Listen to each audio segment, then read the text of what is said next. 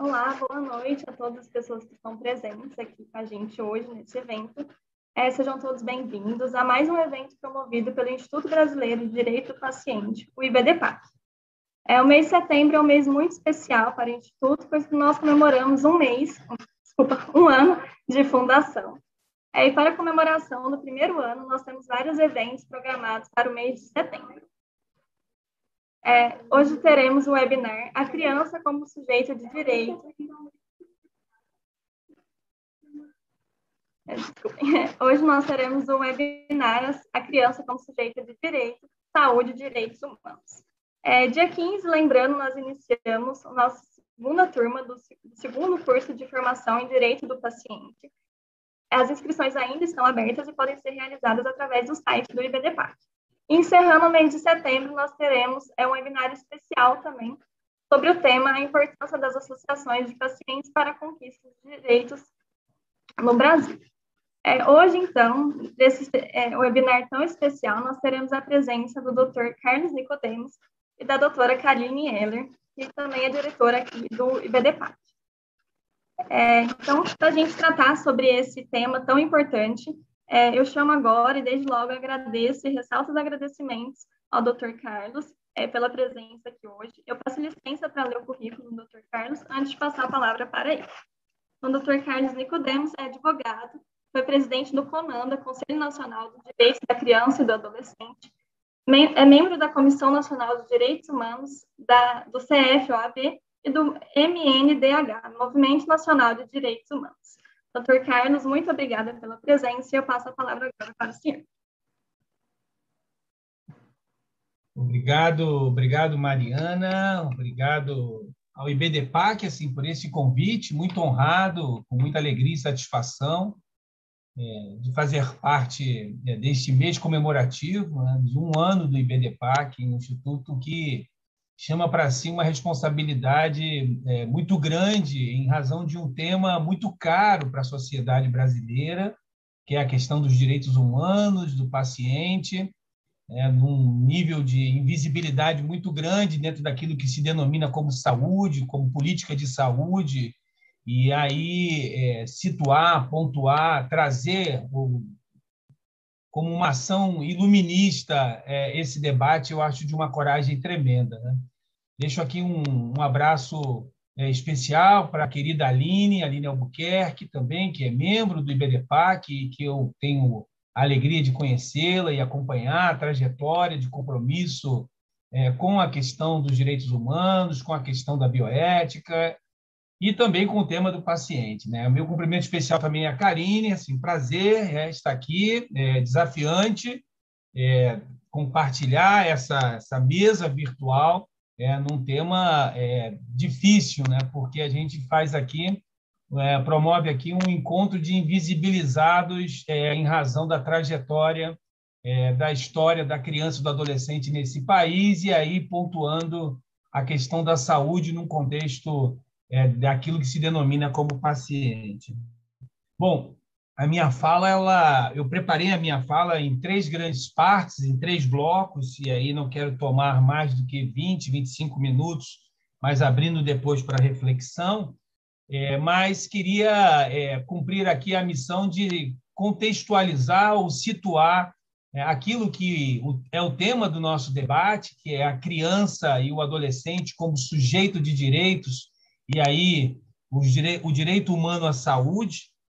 Então, eu queria dividir em 3 grandes partes. Primeiro, a questão da evolução histórica e do marco político-filosófico em que se situa a ideia de proteção integral para a criança e o adolescente, a compreensão da condição da criança e do adolescente enquanto sujeitos de direitos e, por fim, desembocar na questão da saúde, entendendo como algo inerente àquele conceito de dignidade que foi dado não só lá na nossa Constituição, no artigo 1º, mas no próprio Estatuto da Criança e do Adolescente, quando a gente entra no capítulo 2 e fala do direito à dignidade. Então, são essas 3 partes e espero aqui dar conta desta missão.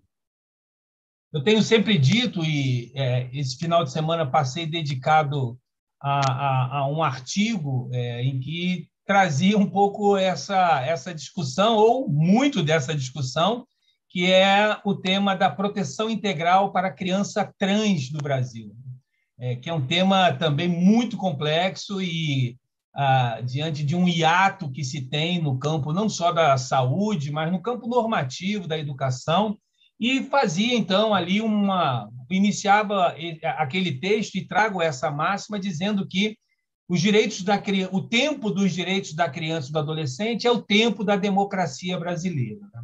Ou seja, falar da cidadania de crianças e adolescentes hoje é falar do processo de redemocratização do Estado brasileiro e situar a mudança de paradigma que nós tivemos na década de 90 com o advento do Estatuto da Criança e do Adolescente.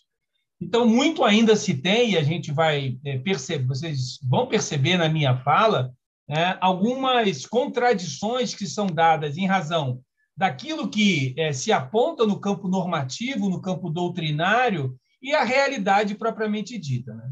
Isso porque é possível afirmar que, na década de 90, a gente desencadeia o processo de redemocratização do Estado brasileiro, na chamada Era dos Direitos, tendo o Estatuto da Criança e do Adolescente como a lei regulamentadora, mas de dois grandes marcos que são referências para se debater a questão da criança e do adolescente enquanto sujeito de direitos e a questão da saúde como um direito social desse sujeito, que é a Convenção dos Direitos da Criança da ONU, de 1989, e também a Constituição Federal, no artigo 227, que é a cláusula, vamos chamar assim, a cláusula pétrea de direitos fundamentais da criança e do adolescente.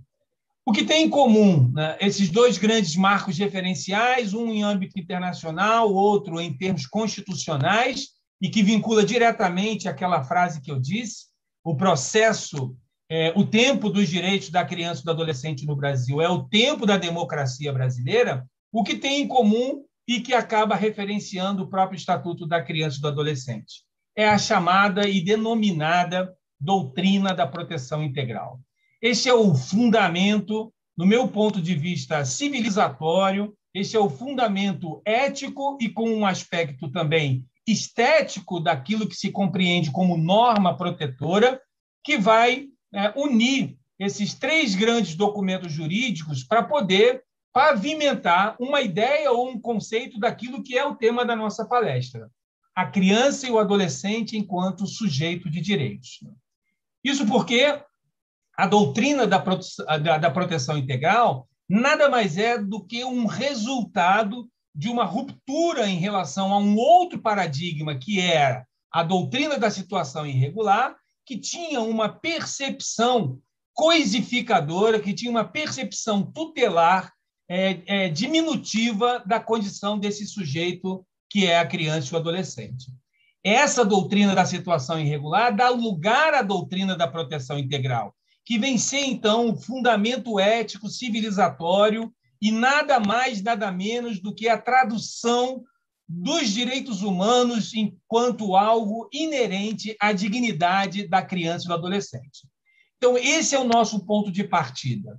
Falar da criança e do adolescente enquanto sujeito de direitos é entender que há uma proteção normativa triangular entre uma convenção internacional da ONU, entre a Constituição Federal e uma lei federal, que trazem em comum este fundamento ético civilizatório que eu insisto, que é a proteção integral. E a proteção integral nada mais é do que o compromisso de se assegurar um novo status jurídico e social para a criança e o adolescente, que não é mais aquela ideia de ser ele objeto ou repositório das nossas perspectivas adultocêntricas e das nossas visões verticalizadas do adulto para aquele que está abaixo de mim, que é o menor. Eu sempre costumo dizer nas minhas aulas que vocês não ouvirão a palavra menor, porque ela foi extinta do ordenamento jurídico por muitos motivos, inclusive no motivo estético, como eu já falei aqui. O menor, que traduz a doutrina da situação irregular, é a expressão dessa percepção tutelar, adultocêntrica, verticalizada, e que tira da criança e do adolescente essa condição de sujeito de direitos e que é o que nos interessa aqui efetivamente. Então, o primeiro ponto a demarcar em relação ao debate sobre o horizonte de ter a saúde como um direito fundamental para a criança e o adolescente é entendê-lo, né, sob um enfoque ou signo da proteção integral, triangulando aí as legislações em âmbito internacional, em âmbito local e em âmbito também constitucional e em âmbito interno a partir do Estatuto da Criança e do Adolescente. Um outro elemento-chave naquilo que se denomina como proteção integral, e aí entender qual o percurso desta criança e desse adolescente enquanto sujeito de direitos, e criança de 0 a 12 anos e adolescente de 12 a 18 anos incompletos, é entender que a proteção integral ela só é possível quando nós extraímos aquela orientação que foi dada na nossa Constituição Federal, no artigo 227, que é o denominado princípio de cooperação. É o princípio de cooperação que coloca a família, a sociedade e o poder público em patamares de igualdade, numa perspectiva de dar a proteção à criança e ao adolescente de maneira integral. Integral significa indivisível, integral significa comunicável entre todos os direitos, integral significa que todos os direitos estão ali postos de forma indivisíveis e intercomunicados numa perspectiva do conceito de dignidade. Então, esse princípio de cooperação ele é fundamental, porque ele rompe com a ideia, inclusive judicializante, daquilo que se denominava como situação irregular e que se propunha na sociedade a título de garantir ou proteger o menor em situação irregular. E aqui coloco aspas, né? O menor em situação irregular era uma referência muito mais na perspectiva familiar do que propriamente da condição da criança e do adolescente enquanto sujeito de direitos. Agora, mais do que um fundamento ético e estético de direitos humanos, que é a proteção integral, que invoca 3 grandes entes a título de proteção, ou como eu lancei nesse artigo em relação ao tema das crianças trans, cria, né, uma pirâmide de proteção cuja base é o Estado, que deve prover de maneira proativa políticas públicas integradoras e protetivas, colocam lateralmente a família e a sociedade, formando um castelo de proteção, no qual a criança deve ter ali todas as condições necessárias para o seu pleno desenvolvimento. E aí, vou desembocando, então, saindo desse marco referencial doutrinário filosófico, para compreender essa condição de ser um sujeito de direitos. Um sujeito de direitos. Mas um sujeito de direitos com 2 status que, no meu ponto de vista, são fundamentais a serem destacados. Primeiro, como diz a própria Convenção de Direitos da Criança da ONU, no artigo 3, né, afirma que prevalecerá, né, em relação a todo e qualquer interesse, o melhor interesse da criança. A Convenção ela denomina a criança como todo sujeito até 18 anos. Ela não faz essa divisão que o Estatuto da Criança e do Adolescente trouxe e regulamentou. Mas o princípio do melhor interesse, ou para alguns, o princípio do superior interesse da criança, a coloca no status diferenciado em relação a todas as demais correlações de interesses postas na sociedade. Então, o sujeito de direitos que nós estamos tratando aqui tem, em termos constitucionais, em termos convencionais e em termos do Estatuto da Criança e do Adolescente, um status diferenciado de ser um sujeito de direitos com a condição prioritária por parte daquela pirâmide protetora que eu chamei aqui, que está lá no artigo 227, que é o Estado, a família e a sociedade. E, dito isso, é preciso entender, então, essa condição peculiar de desenvolvimento da criança e da necessidade de recebimento desta proteção. O próprio artigo 4º do Estatuto da Criança e do Adolescente vai ali relacionar a questão do conceito de prioridade absoluta, aquilo que a Convenção trouxe no seu artigo 3 e que o artigo 227 também pontua, mas o Estatuto da Criança e do Adolescente traz no artigo 4º e relaciona, entre outras questões, entre outras situações, a prevalência de atendimento nos serviços públicos e de relevância pública, e a preferência na formulação e na execução de políticas sociais públicas.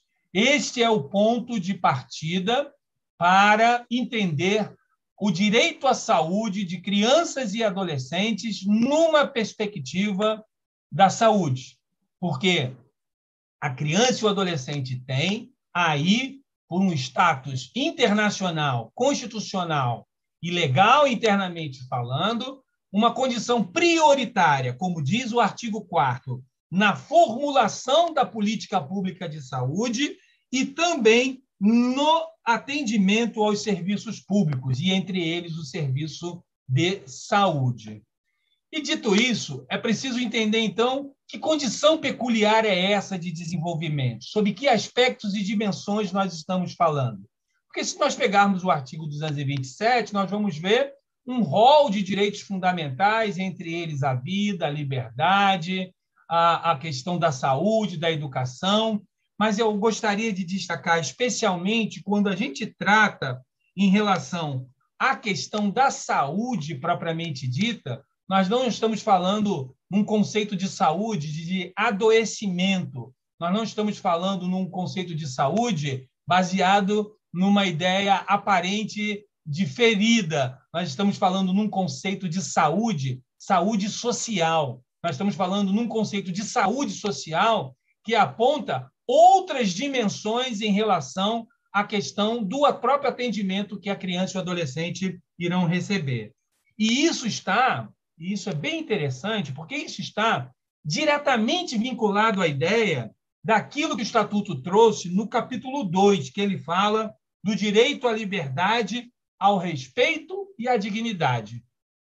E esse capítulo 2 do Estatuto da Criança e do Adolescente, ele vai apontar, no artigo 17, um dispositivo, se me permitem, eu vou fazer aqui a leitura, que é exatamente a ideia que eu tenho no que diz respeito a esse conceito de saúde social, a esse conceito maior, que não é propriamente do adoecimento, mas é um conceito que engloba uma ideia de proteção integral, que diz assim o artigo 17: o direito ao respeito consiste na inviolabilidade da integridade física, psíquica, moral da criança e do adolescente, abrangendo a preservação da imagem, da identidade, da autonomia, dos valores, das ideias e crenças nos espaços e objetos pessoais.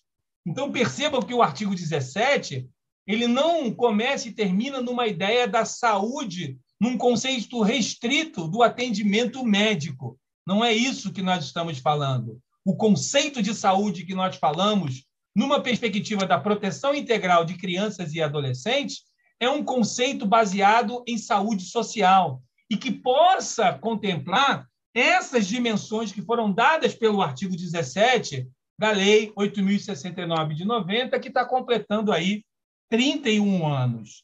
Então, sim, o artigo 17 fala sobre a questão da integridade física, fala também da integridade psíquica e moral, mas fala também de algo que é fundamental para entender na busca e ruptura do seu status de invisibilizado social, porque nós vamos resgatar lá na história, nos marcos doutrinários, a doutrina da indiferença, a doutrina da situação irregular, e ele ganha agora um status emergente de ter na sociedade o reconhecimento de ser um cidadão, algo que é fundamental para nós compreendermos nesse conceito e nessa ideia de saúde social, que é a definição sobre identidade, autonomia, valores e ideias. Então, esse sujeito de direitos que nós estamos chamando aqui, apontando por um conceito de saúde social, esse sujeito de direitos ele não é somente uma referência repositória das perspectivas de políticas públicas que são formuladas pelos seus agentes públicos responsáveis e competentes. Ele não é. Ele tem identidade, ele tem ideias, ele tem autonomia. E como a gente processa nessa perspectiva da dignidade, considerando que a proteção integral é o respeito à integridade física, psíquica e moral, também contemplando uma ideia de identidade e autonomia, como nós, o que temos feito em relação a esses sujeitos, crianças e adolescentes, para garantir essa autonomia e essa identidade. O que nós temos feito nesse sentido? O que nós temos feito nesse sentido? Porque a ideia de autonomia, né, no exercício dos direitos fundamentais de uma criança e de um adolescente é muito confundido com uma ideia de autodeterminação. A gente precisa separar isso.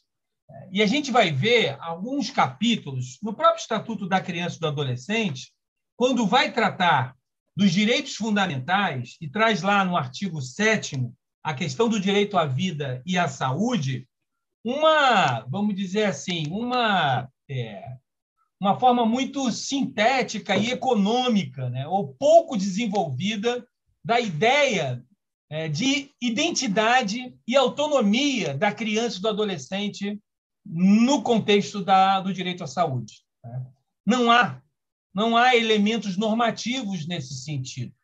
O Estatuto, claro, é uma lei que nós devemos defender e vamos continuar defendendo, ainda mais num contexto que nós estamos vivendo hoje, em que a gente se agarra na ideia da redução de danos, né, ou no princípio internacionalista do não retrocesso.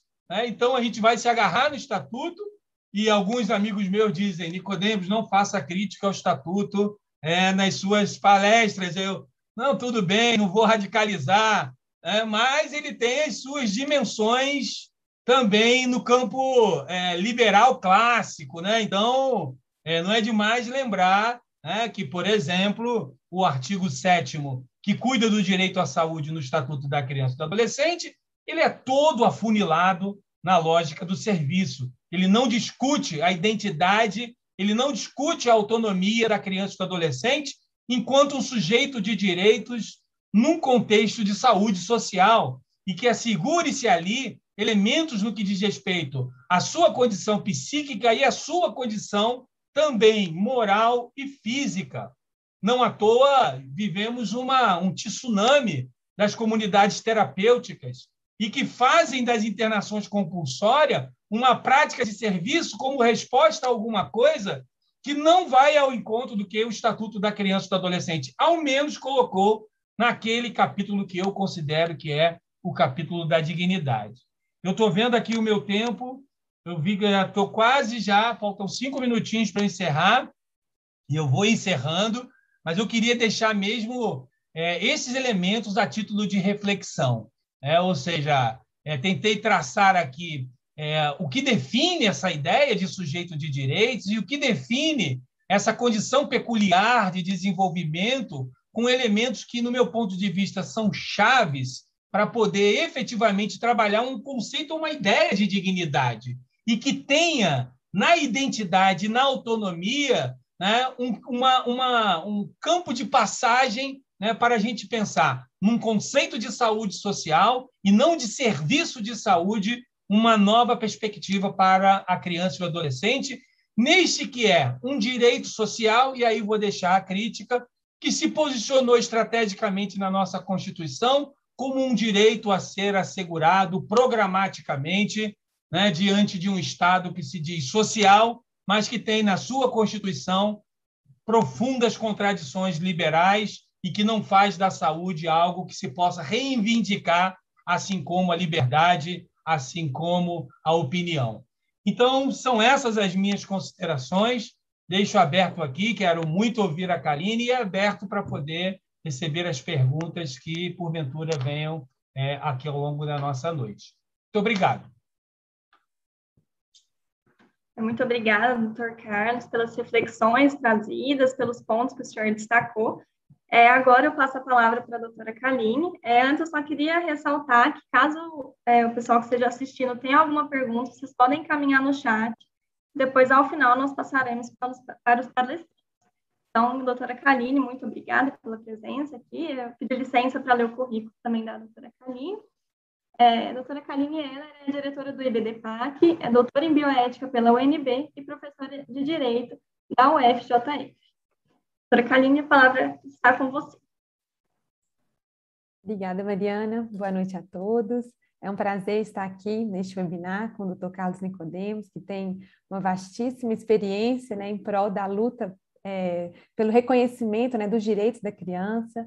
E eu estou bastante feliz de poder compartilhar um pouco da minha pesquisa, que complementa, de certa forma, a fala do Dr. Carlos Nicodemos, né? Ele trouxe muito bem a questão do direito à saúde, e eu vou trazer agora uma perspectiva dos direitos da criança quando ela se encontra no contexto do cuidado em saúde. Eu vou compartilhar aqui a minha tela, eu preparei uma apresentação para ficar, para mim, mais fácil. Acredito que vocês já estão vendo, não é, Mariana? Já estamos, Kaline. Tudo aqui.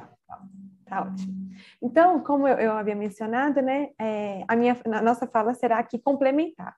O Dr. Carlos Nicodemos ressaltou muito bem o reconhecimento, né, da criança e do adolescente como sujeitos de direitos, como titulares do direito à saúde, e agora eu vou avançar nesse raciocínio, trazendo a perspectiva desses sujeitos nos cuidados em saúde. E aqui, né, um pouco da minha estrutura.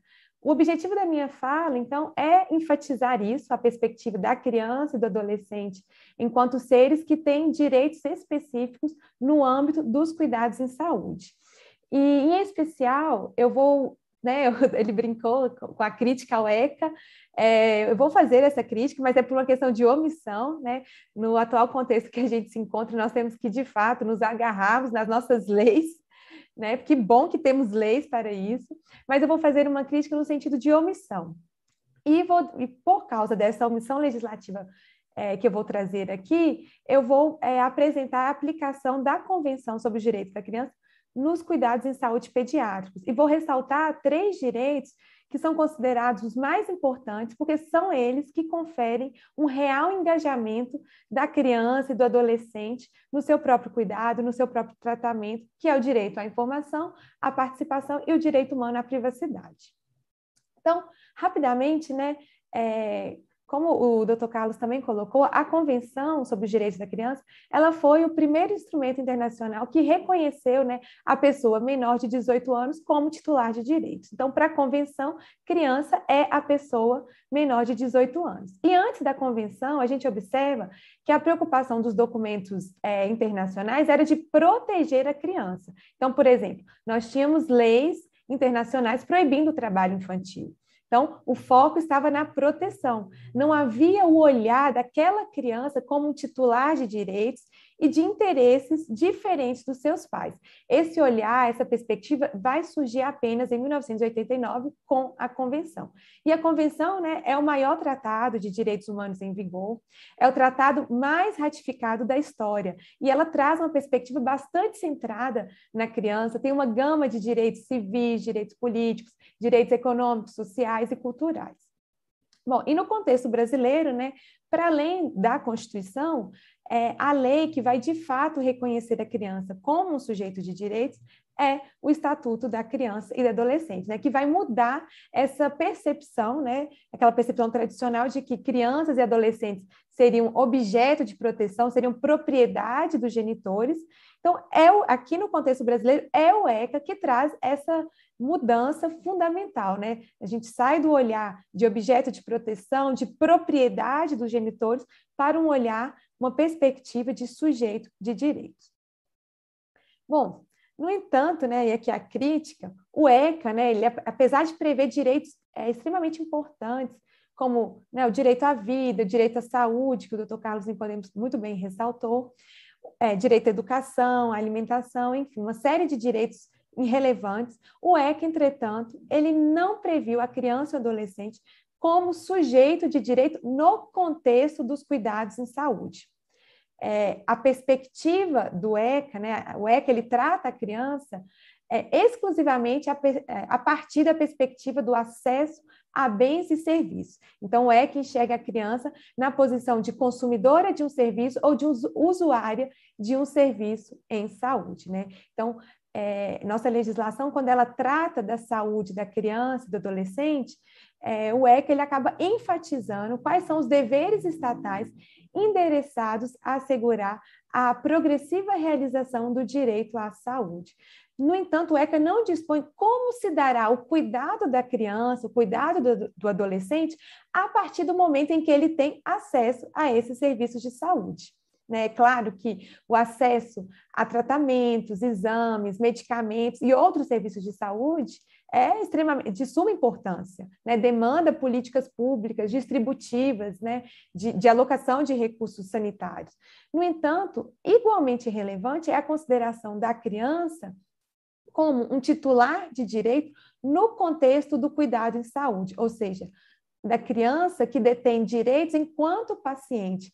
E a posição da criança como paciente é diferente da posição da criança como usuária ou como consumidora do serviço de saúde, porque nessa posição a relação é com o serviço de saúde e não com o profissional de saúde responsável pelos seus cuidados.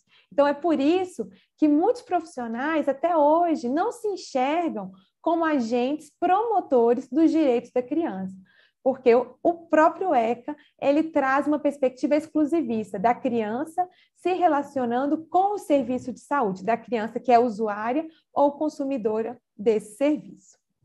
Então, essa ausência, né, do reconhecimento da criança e do adolescente enquanto pacientes e titulares nos cuidados em saúde, na verdade, se insere num contexto muito maior que reflete a realidade dos pacientes no Brasil. A gente observa que o reconhecimento dos direitos dos pacientes, né, no mundo se dá a partir da década de 90. Então, desde a década de 90, nós temos no mundo legislações de vários países prevendo direitos específicos para os pacientes. Mas no Brasil, até hoje, nós não temos uma lei, né? Nós temos apenas o projeto de lei 5.559 de 2016. Então, o Brasil, a gente observa aí que o Brasil está bastante atrasado em relação a um consenso internacional já estabelecido em torno da ideia de que os pacientes titularizam direitos básicos, direitos específicos nos cuidados em saúde.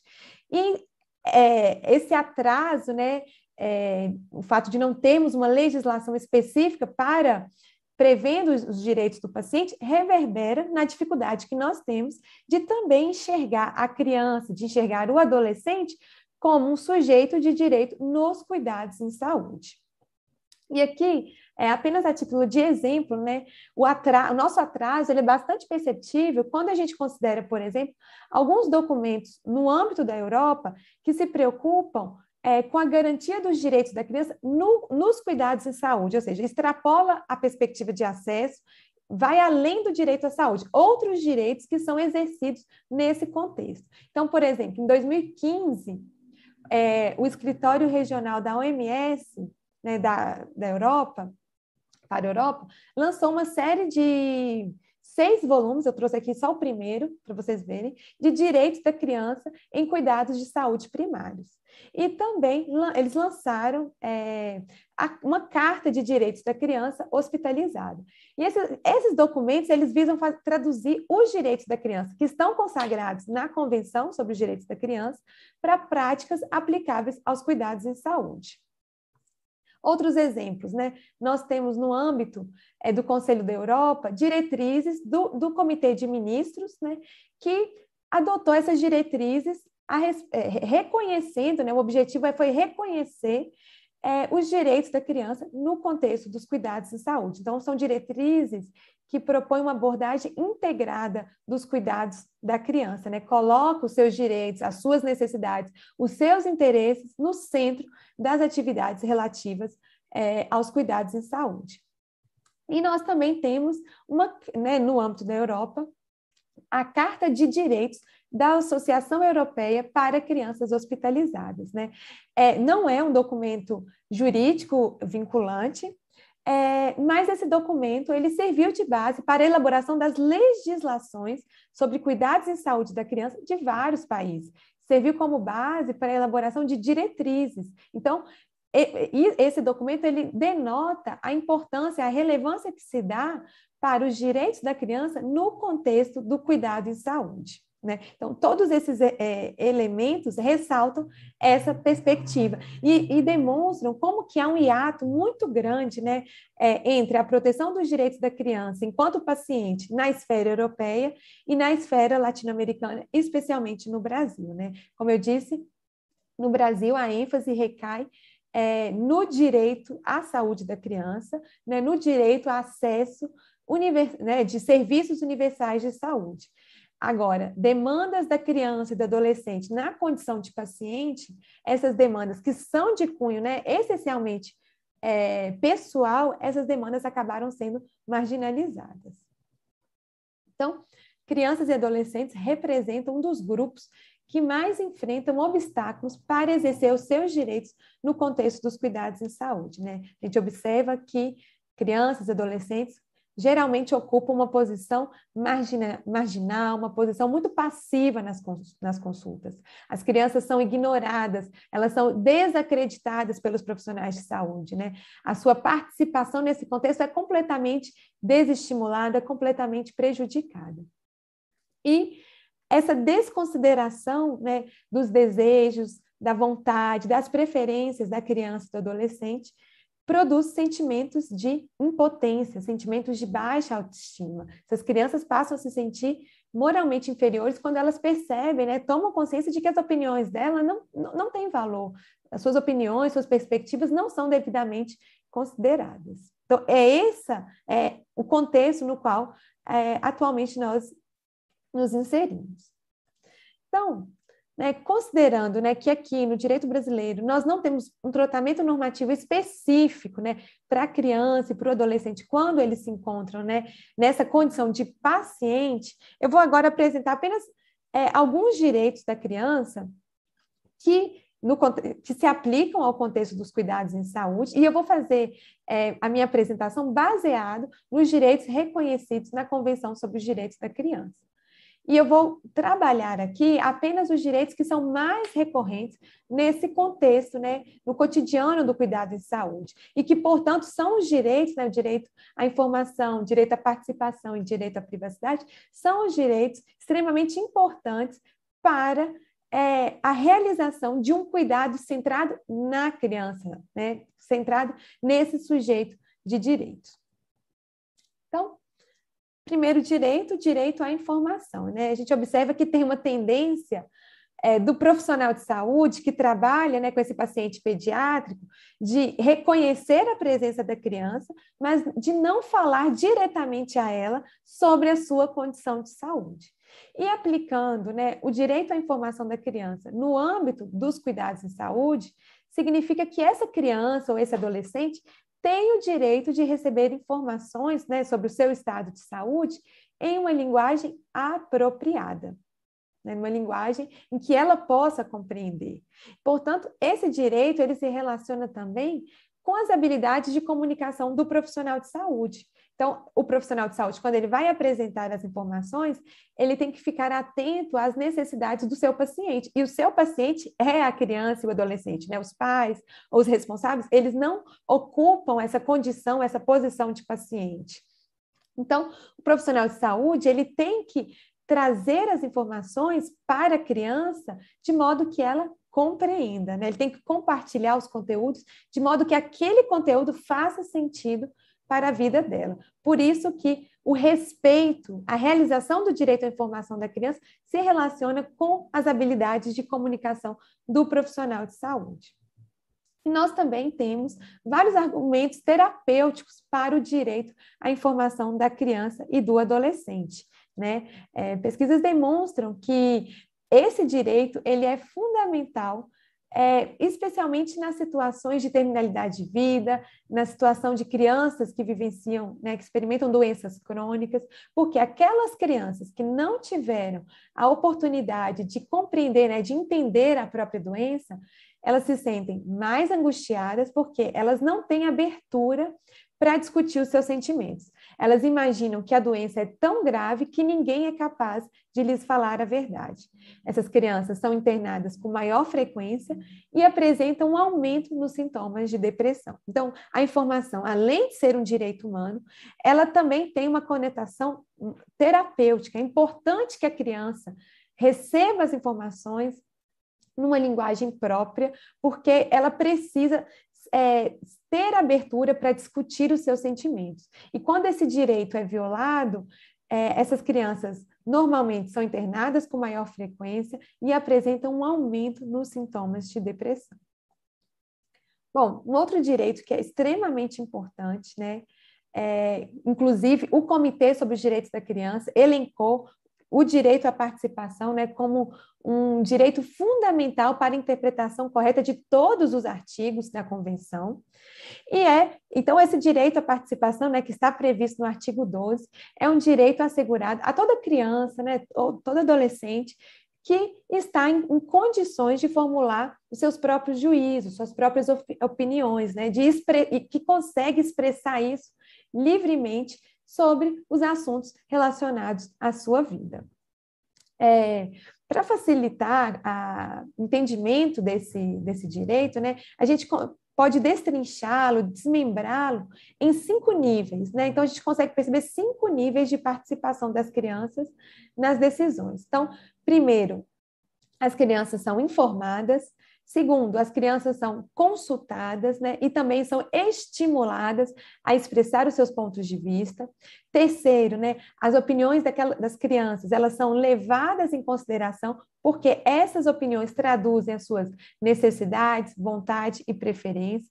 Em quarto lugar, a criança que tem a capacidade decisional ali, ela compartilha o poder decisório. E, em quinto lugar, a criança ou adolescente é reconhecido como o principal decisor, né? Então, em síntese, o direito à participação confere à criança, sim, o direito de expressar sua perspectiva, mas não somente isso, o direito de influenciar a decisão que lhe diga a respeito. Percebam que não se trata apenas do direito de falar e de ser ouvida, mas de perceber como que o seu ponto de vista influencia aquela decisão que está sendo tomada.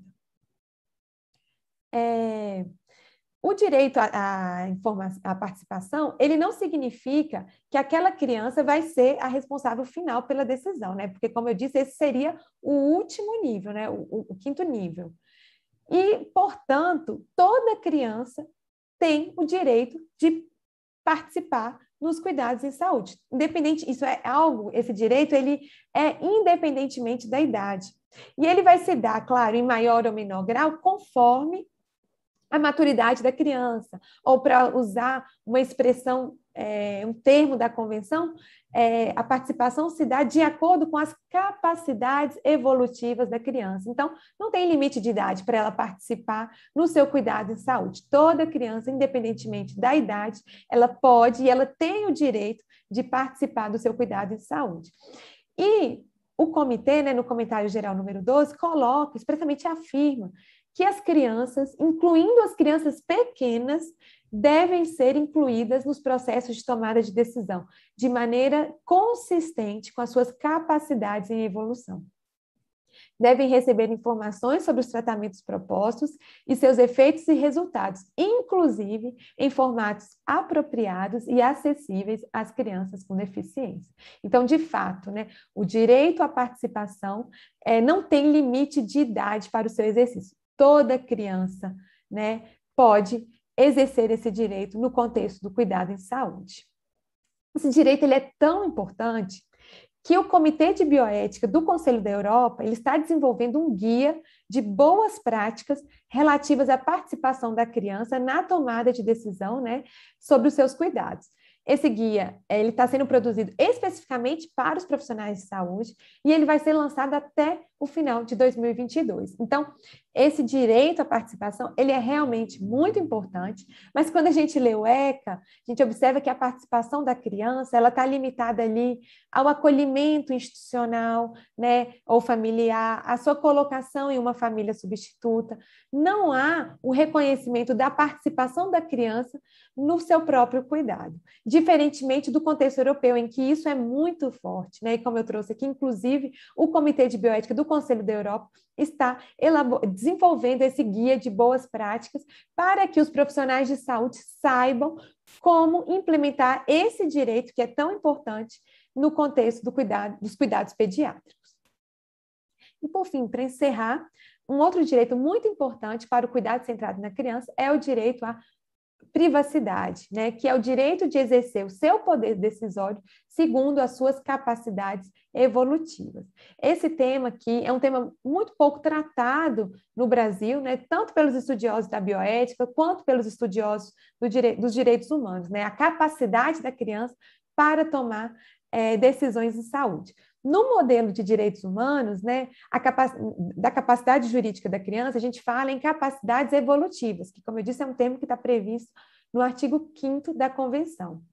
Né? E, de acordo, né, com o conceito de capacidades evolutivas, o fator preponderante para que uma criança, um adolescente possa exercer o seu direito, né, à privacidade é a demonstração de habilidades necessárias para tanto.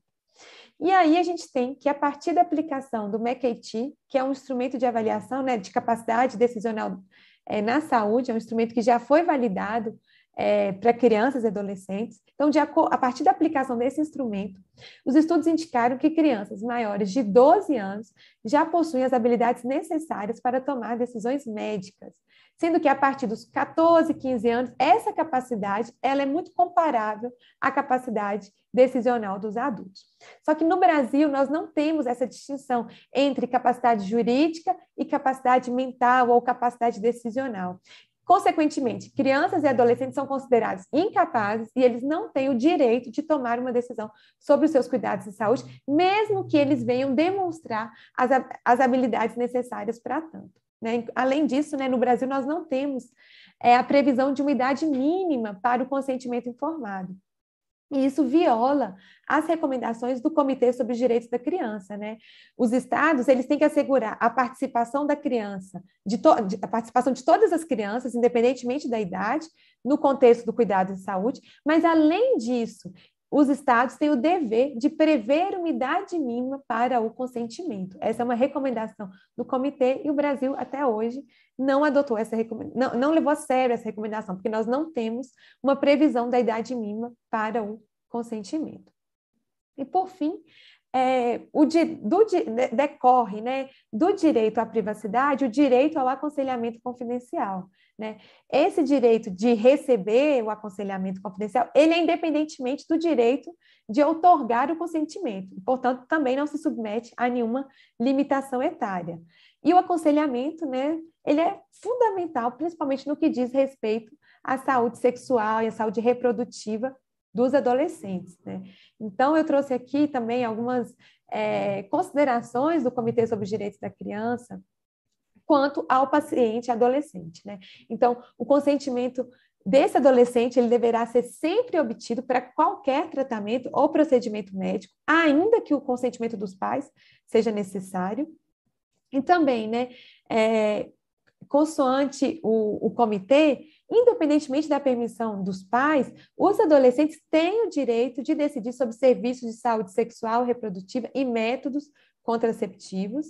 E o comitê também ressalta o direito ao aconselhamento confidencial, né? Como eu disse, a confidencialidade ela é essencial para a construção de uma relação de confiança com o profissional de saúde, né? E, portanto, para que esse adolescente venha a receber os devidos cuidados.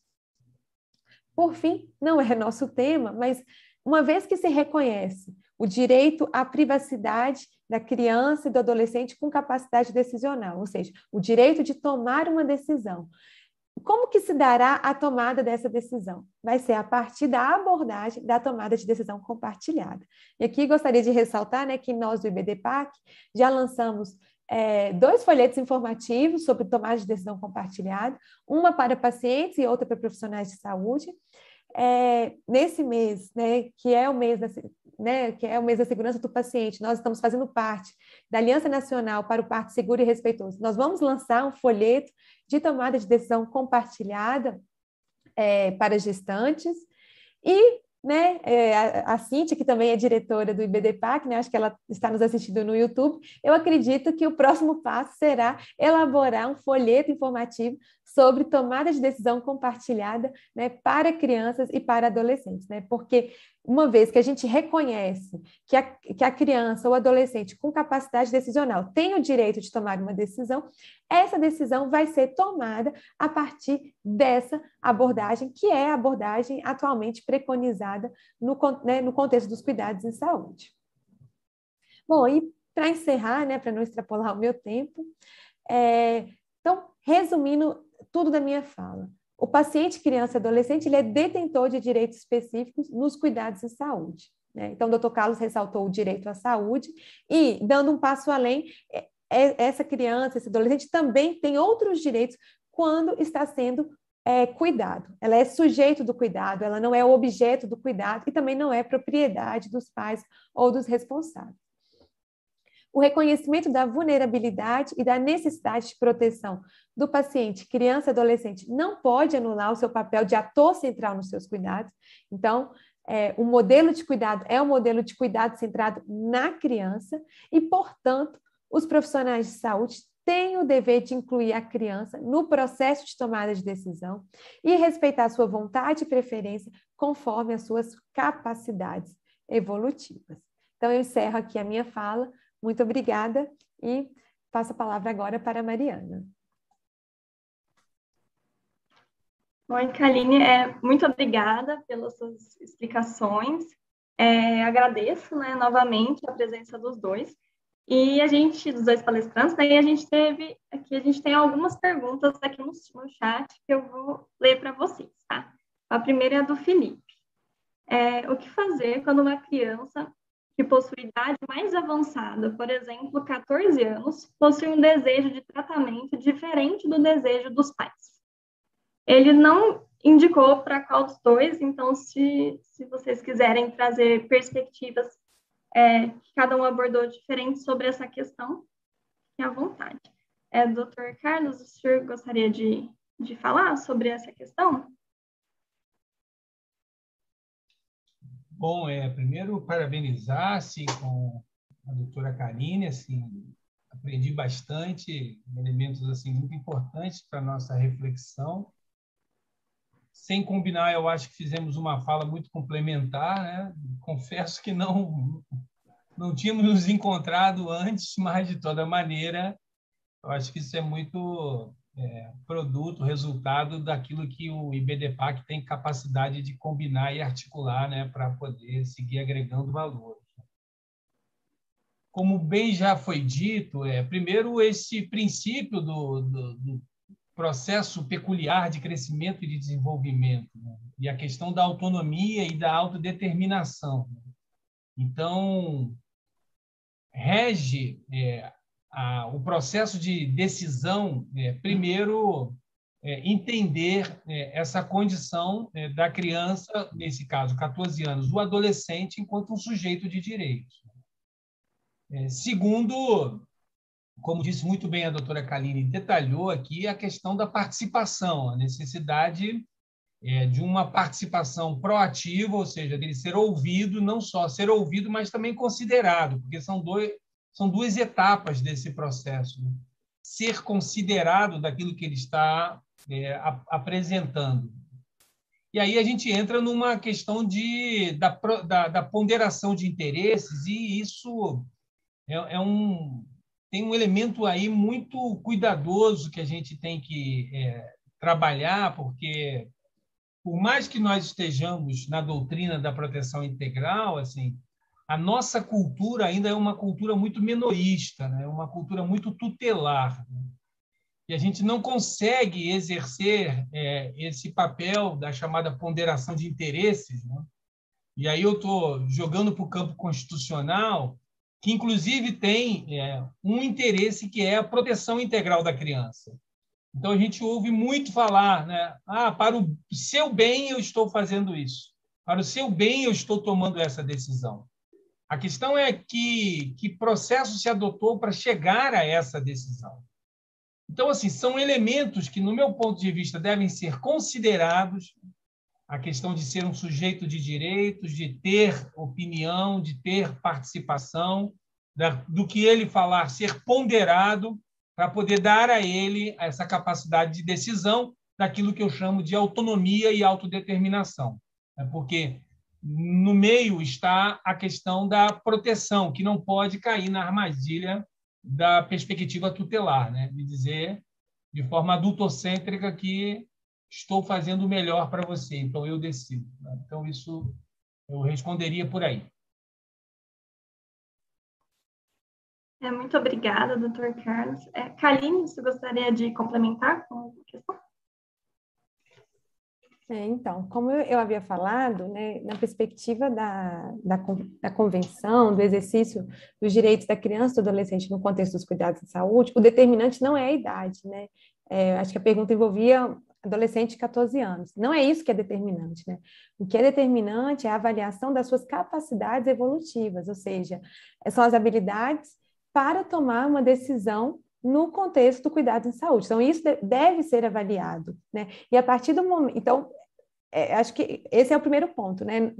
A gente não parte da questão da idade. A gente avalia a capacidade decisional daquela criança, né?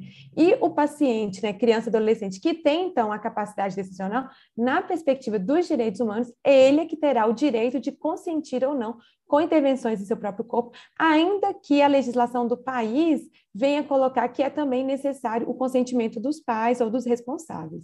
Então, eu acho que o ponto que a gente tem que focar aqui é a análise das capacidades evolutivas, análise da capacidade decisional daquela criança ou adolescente para tomar uma decisão no contexto do cuidado em saúde. E a partir do momento, né, como eu disse na minha fala final, que se reconhece essa capacidade decisional, a abordagem de se tomar uma decisão é da tomada de decisão compartilhada, que se dá a partir das melhores evidências, que se dá com a participação do profissional de saúde, com a família também. Então, são vários atores envolvidos no processo de tomada de decisão.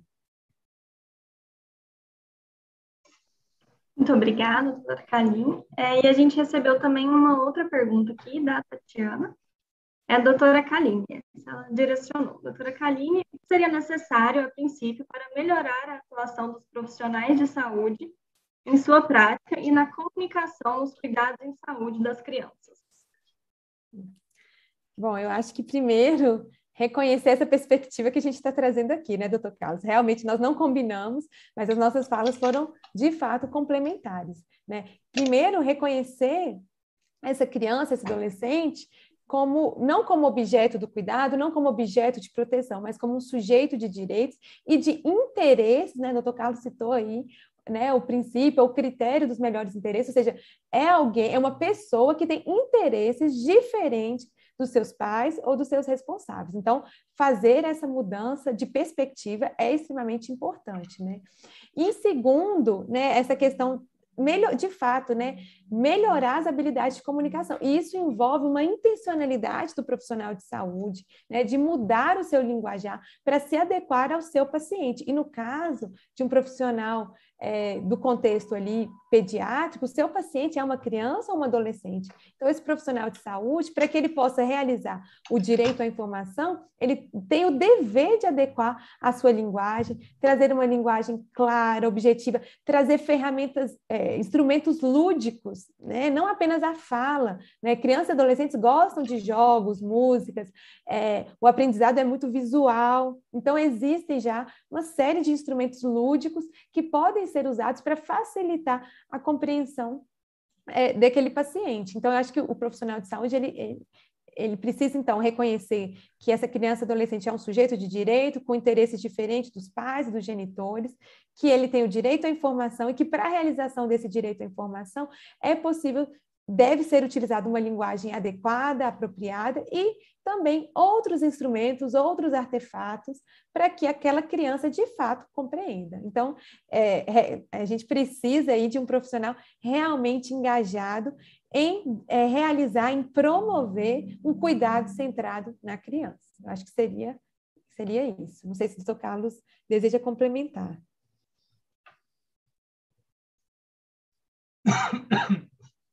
Perdão.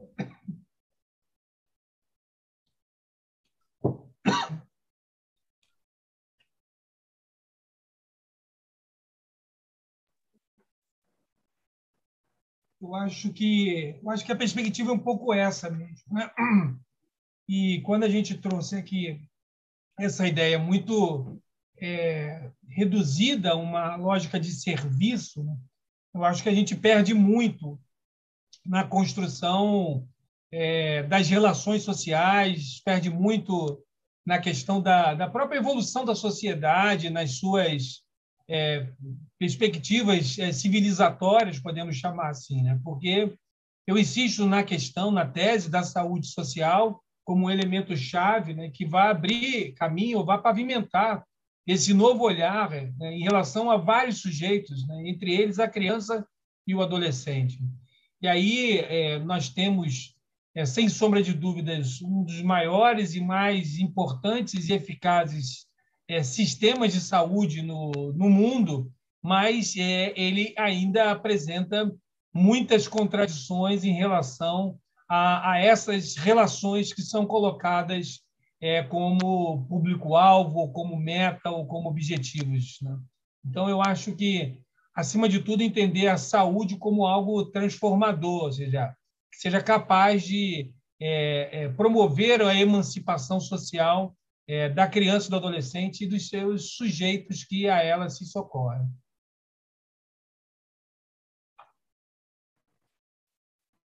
Muito obrigada. Agora a gente já está encaminhando para o final do evento. Eu ressalto aqui vários elogios às apresentações, ressaltando que foram bastante esclarecedoras sobre o tema. Eu ressalto também que o webinar ele ficará gravado, então quem não conseguiu assistir hoje ou deseja assistir desde o início, vai ter acesso, ele ficará gravado na página do IBDPAC. E agora eu passo a vocês para a gente encerrar as palavras finais, Dr. Carlos. Olha, agradecer, aprendi muito, tenho dito ao longo desses 31 anos de advocacia que eu aprendo muito mais do que consigo contribuir, muito de uma praxe mesmo, de uma atuação que busca ter um compromisso com temas que são temas invisibilizados, e acho que o IBDPAC cumpre uma missão institucional muito importante.